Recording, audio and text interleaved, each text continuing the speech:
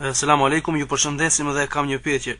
Dikush thot edhe pse s'falem e kam zemrën e mirë. Çfarë halli është me to, ju lutem një serim? Ne i thojmë atij se zemra është e msheft, nuk e shoh me zemrën tonë. Dëshmoje ti se është e mirë, mu paskon e mirë Allahut këtë ibadet ja kshekri. Parasi se Allahut ka begatu me shumë begati. Allahut i ka dhënë shumë të mira, e ti Allahut sejdë si banë pastaj thua se jam i mirë. Çata mermenja ti, tash unë po ta parashtroj pyetjen ty.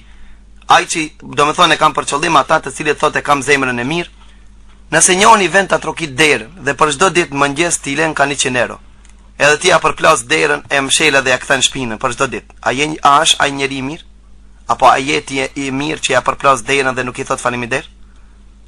A mund të jetë i mirë një njeri i cili natën dhe ditën një shoku i tij i bën të mira e kia kthen me keq? A ka mundësi me kënë mirë? Asesi.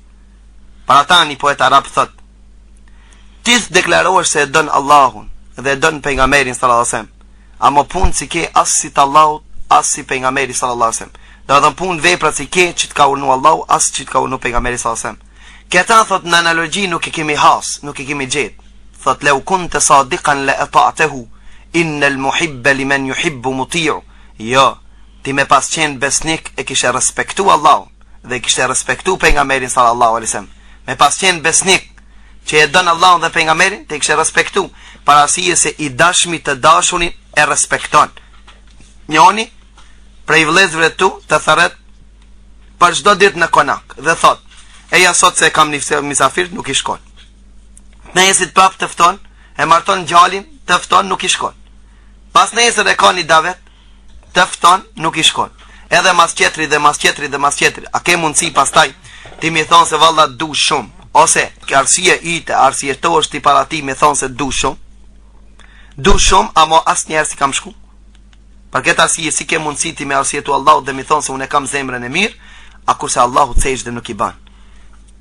Edhe ti thua se zemrën e mirë e ka, a i cili natën dhe ditën të begaton, pa ata që s'mundesh ti me jetu, çdo të mira Allahu që ti qon, Allahu me ta nal frimonin çka kishe bon? Allahu s'pana ta urinën, me ta pas ndalën që mos me mujt ti me der ujin me nxjerr jashtë çka kishe bon? Allahu mos me ta pas mundsu që lukthi me tretën këto ushtime që i ngran çka kishe bon?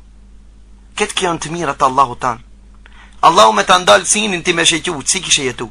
Allahu me ta ndal veshin mos me punu, çka kishe bon? Allahu subhanahu shumë të mirat i ka dhënë, pastaj ti Allahut nuk pranon sejdë mira e thua ki e zemrën e mirë. Wallahi mos me pas zemrën e drishk, Allahu sejdë i kishera. Po kjo dëshmon se ti e ke zemrën e drishk që nevojitet për pasrim. Ai cili Allahut nuk i bën sejdë, le ta din se zemrën e ka 4 rënd të zezë. Parasijes, këtë mirët Allahu ja jep, ai Allahut nuk pranon sejdë mira? Çfarë mendjemadhësie më të madhe has tek njeri? A ka mundësi dikush me i bën mirë këtij më shumë se Allah?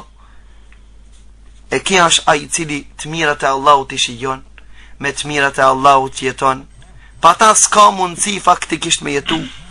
Dhe me gjithata Allahu subhanahu wa taala ja kthen shpinën dhe ata nuk e adhuron.